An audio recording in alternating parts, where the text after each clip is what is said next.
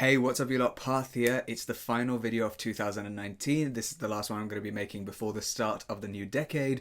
And today I wanted to talk to you about who invented relativity, or who discovered relativity, depending on how you want to view it. But the answer isn't as obvious as you might think.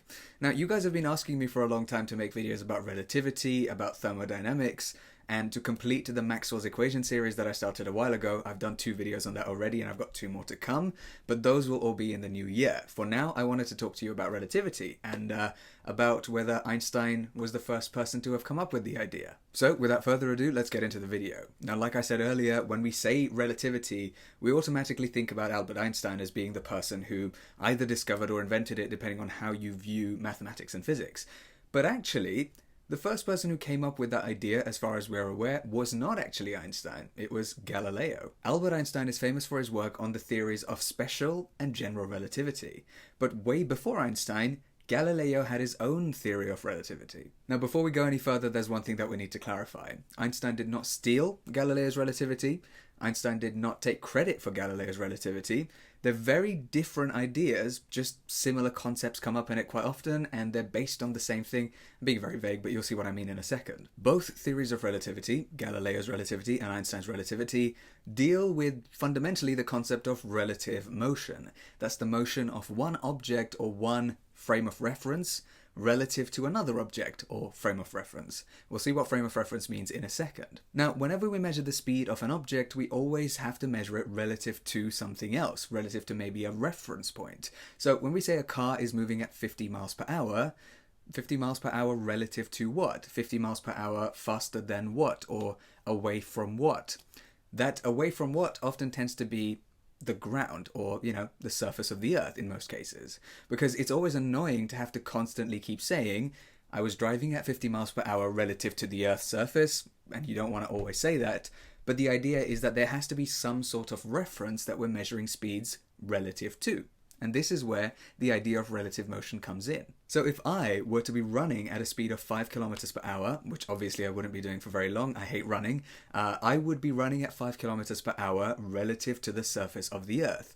This means that if we were to pick a point on the surface of the Earth and use that as our reference point, I would be running away from it at a speed of 5 kilometers every hour, assuming I actually ran for that long. Or equivalently, we could just say that I'm running at 5 kilometers per hour relative to the surface of the Earth, which is the thing that we take to be stationary when we make measurements like this. In this case, what we've done is chosen something known as a reference frame, a frame of reference. Now, a reference frame has a very complicated mathematical definition, but we're not going to go into that here.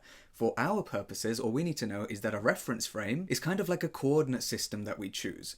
In this case, we've chosen a coordinate system that could, say, have its origin at the random point on the Earth's surface that we chose. And we could say that the x direction is toward the right, the y direction is into the screen, and the z direction is upward. And the Earth is stationary in this reference frame, because relative to our coordinate system, the surface of the Earth is not actually moving.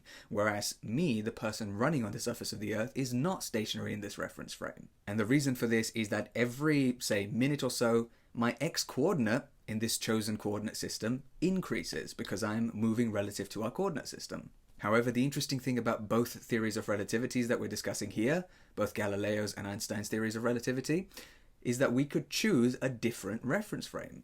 We could choose my reference frame to be the one that we look at this scenario through. So one thing that we could do is to choose a point on, let's say, my face as being our reference point or our origin for a new reference frame, because this point moves the same way that I do. And so in my reference frame, that point is not moving. So we could choose a set of coordinate axes that emanate from this point on my face. We could choose the x direction to be the same direction as we previously chose, and same for the y and z directions, except that this point is now moving the same way as me. And if we now transform our perspective, if we look at this scenario through my reference frame, then it's perfectly valid for me to say that in my own reference frame, I am stationary.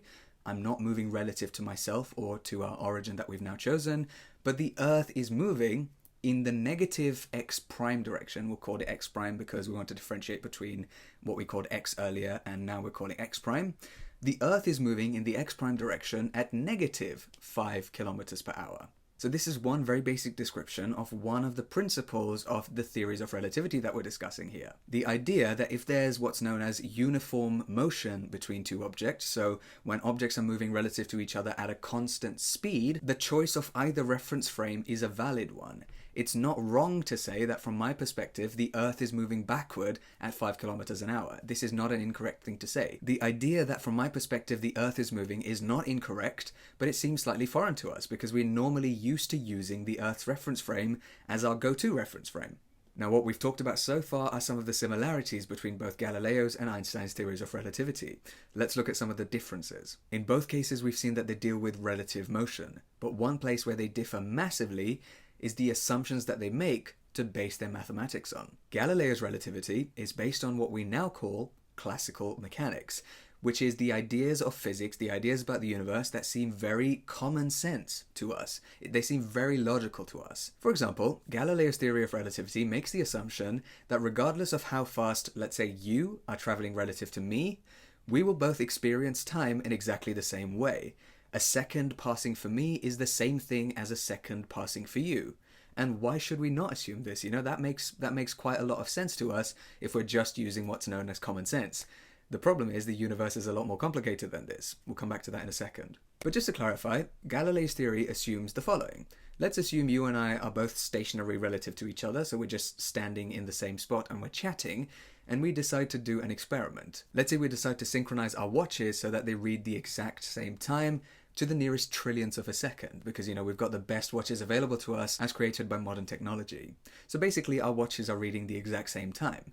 Now, let's say that you stay exactly where you are and I start moving relative to you at, say, 5 kilometers an hour once again. Galileo's theory of relativity assumes that regardless of this relative motion between us, our watches will read the exact same times and we will experience time in the exact same way. So 1 second passing for you will be the same as 1 second passing for me. This idea is known as universal time, the idea that everybody in the universe, regardless of, fast motion relative to something else or no motion relative to something else, experiences time in the exact same way. And once again, our natural instinct is to think, well, yeah, of course that's true. How is that not true? In what universe is that not true? Ours. Now, before we get into this whole weird thing about time being experienced differently by us, let's look at these equations, which are known as the Galilean transformations. Now, they look a bit hairy, but don't worry, we're going to get the gist of them, the basic ideas from these equations, if we just take a careful look at a couple of them. First of all, where do these equations even come from? What do all of these different quantities mean?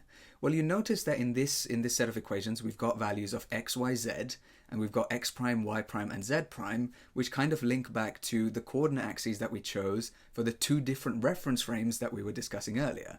Back then, we were talking about the reference frame from the perspective of the Earth, and the other reference frame was from the perspective of the person moving relative to the Earth. And these transformations actually do exactly the same kind of thing. This is a transformation between two different reference frames where one is moving at a constant speed of v relative to the other. So specifically, the idea is the following.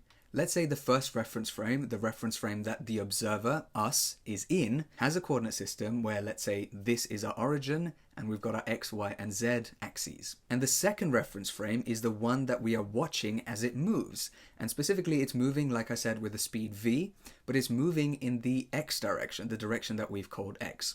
This means that for the moving reference frame, we can choose an origin. But that origin, the origin of the second reference frame, is moving relative to us, because the second reference frame is moving relative to our reference frame. Now, first things first, we're going to align the x, y, and z axes of our reference frame, we'll call our reference frame S, with the x prime, y prime, and z prime coordinate axes of the second reference frame, the one that's moving relative to ours. We'll call this reference frame S prime. The other thing that we see in the Galilean transformation equations is a quantity labeled t. This stands for time. And the convention that needs to be used in order for these equations to be true is that at a time of t is equal to 0, so we choose a random time in our reference frame as t is equal to 0, the origin of our reference frame is exactly at the same place as the origin of the moving reference frame. And crucially, we can also say that t prime, the time experienced by a person in the moving reference frame, is also 0 at this point in time. So basically, we've coordinated our watches with somebody who is in the S prime reference frame, so that when our watch reads t is equal to 0, their watch also reads t is equal to 0, and our origin is exactly in the same place as their origin. And then, as time progresses, their coordinate axes move to the right, move in the x direction at a speed v. Now let's deal with the Galilean transformation that says t is equal to t prime. Basically, this is the one that's making the implicit assumption of universal time. This is the one that's saying time is experienced exactly the same by everyone, regardless of how they're moving relative to each other. And because we set our watches so that t is equal to 0, aligned with t prime is equal to 0, this means that if 5 seconds have passed in my reference frame, 5 seconds have passed in the other reference frame. So time is not something to be worried about here. Time is experienced exactly in the same way by people in either reference frame. And we'll see that y is equal to y prime and z is equal to z prime as well. What this is telling us is that if we choose an object at a particular point in space, let's say this is our object, the y and z coordinates of that object are identical to the y prime and z prime coordinates of that object. What this means is a little bit complicated.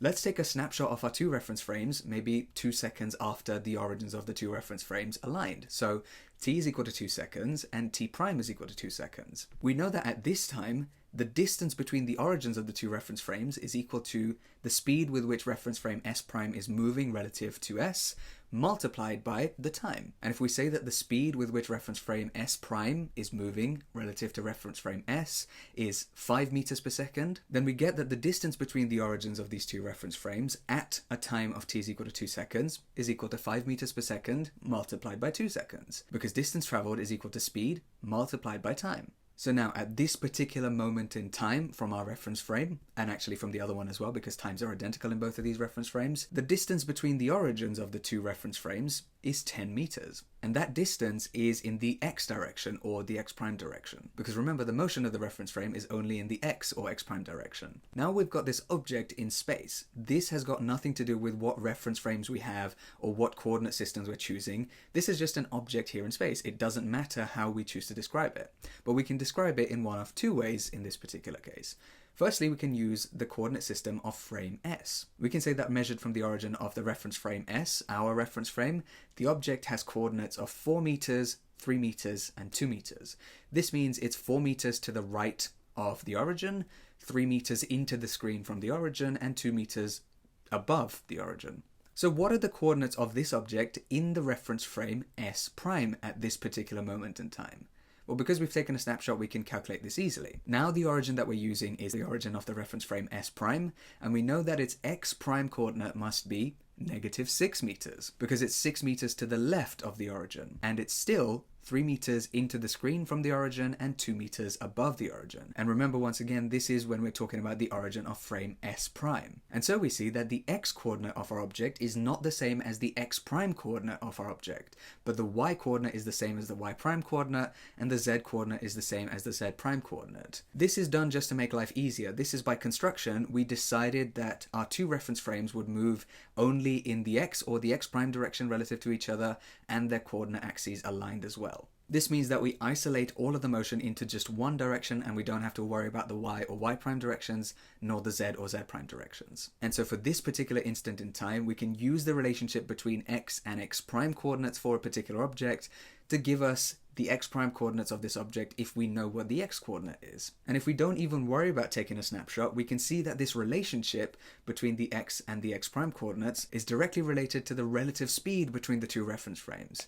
Because as time progresses, frame S prime gets further and further to the right of the diagram as we've drawn it. This means that its x prime coordinate is going to get more and more negative as time passes. But notice one other thing. The object's x coordinate stays exactly the same regardless of what time we're thinking about, because this object is stationary in the reference frame S. It's not moving relative to the origin of the reference frame S, or for that matter, relative to any point in our reference frame S. And so that is a basic gist of the Galilean transformations. Now, if there's something that I haven't quite explained properly, then let me know in the comments down below and I'll try and clarify a bit. Equally, as always, if I've made a mistake, let me know as well and I'll try and correct it as quickly as possible. But anyway, so these Galilean transformations are based on very common sense ideas, things that come naturally to us straight from childhood, such as universal time. That's not even something that most of us would consider to question until somebody like Einstein came along and did it for us. In fact, I know, speaking from personal experience, this is not even something I would have known was a thing that could be questioned. It's just that it's so ingrained into us from personal experience. So I guess the question is, why did Einstein question it? Why did Einstein think that universal time was something that needed to be trashed? Was he just a straight up genius? Well, the answer to that, as we already know, is yes, he was.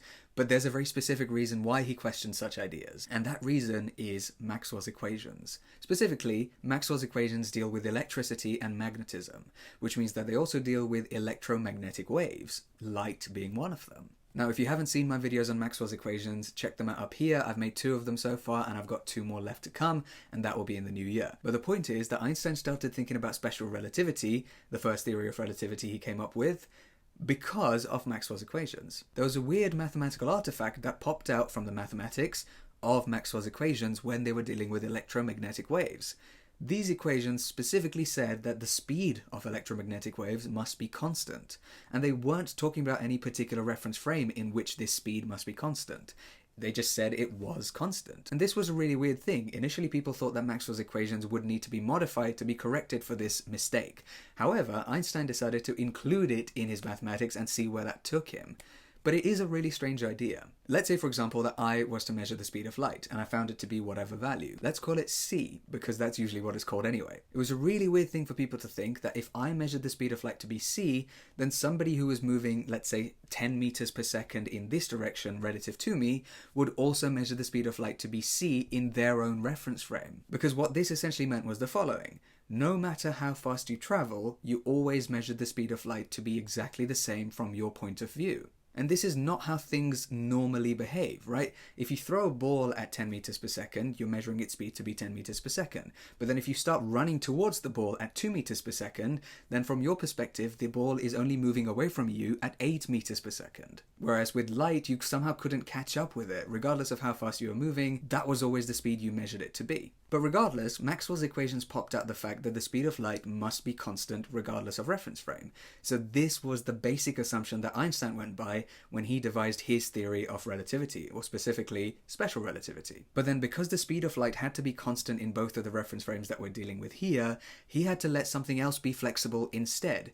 He had to let the experience of time in each of these reference frames be slightly different, and the same is true for the experience of distance. This is why the effects of time dilation and length contraction are a thing. If you've never heard of these before, then I might make videos about this in the future, but there are already brilliant videos about this on YouTube, so check them out. I'll leave a link to some good ones in the description below if I remember to do it. But anyway, so one of the assumptions that Einstein made when talking about his theory of relativity was that the speed of light was constant in both of these reference frames, whether that was the one that was stationary relative to us, or the one that was moving at 5 meters per second relative to us. And following all of this through mathematically slightly changed the transformation equations that we saw earlier.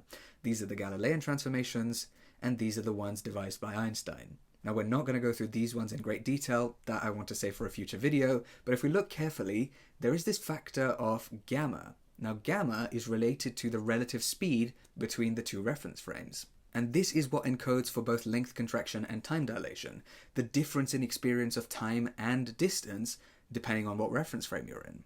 Now, it's worth noting that there is a lot of experimental evidence for the universe to actually work the way that Einstein thought it did, and not the way that Galileo thought it did. So why is it so common sense for us to think of the universe in the same way that Galileo did?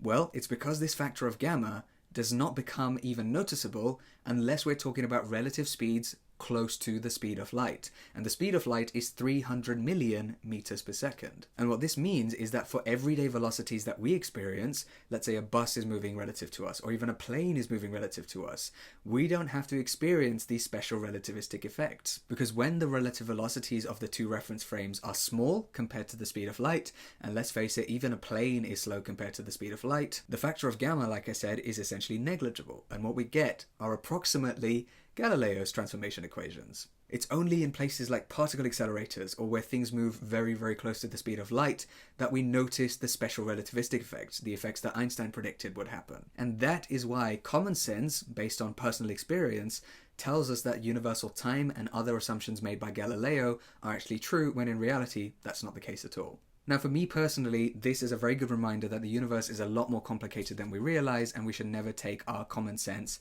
for granted. Of course, there's a reason why it's called common sense, because it serves us very well in day-to-day activities, and even back in the day when our ancestors had to fight to survive, it would have helped them a lot. However, Einstein teaches us a very valuable lesson to question everything that we think is obvious and allow science to do its thing tested experimentally until it's proven either incorrect and we need to find a new description, or science tells us that it's quite likely to be correct. And with all of that being said, I think I'd like to end my discussion here. Thank you so much for watching. I've got a couple of updates for you. Firstly, like I said, this is my last video of 2019, and once again, I want to thank every single one of you for supporting me, all of you that have left nice comments, all of you that have subscribed to my channel, all of you that have left constructive criticism. I once again can't thank you enough. I've got some exciting ideas for what I want to do with this channel for 2020, so I'm looking forward to seeing you guys in the new decade. Secondly, I've also been thinking about starting a second channel, because with this channel, I keep it very physics focused. However, like you guys know, like many of you guys know, I've got a lot of extracurricular activities that I like to do in my spare time.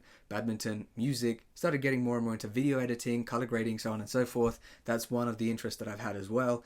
And I'd just generally like to have a chat about stuff, make it a bit more informal, and just make videos that are a bit different to the physics stuff that I do on this channel. If you guys would be interested in seeing that, then let me know. And as always, if you want a current place to see what I've been up to in my spare time, then follow me on Instagram at ParthVlogs. I make vlogs on IGTV. Well, I've made one so far and I'm working on a second one, but you know, I do make vlogs there. Anyway, thank you so much for watching, and I'll see you in 2020. Bye.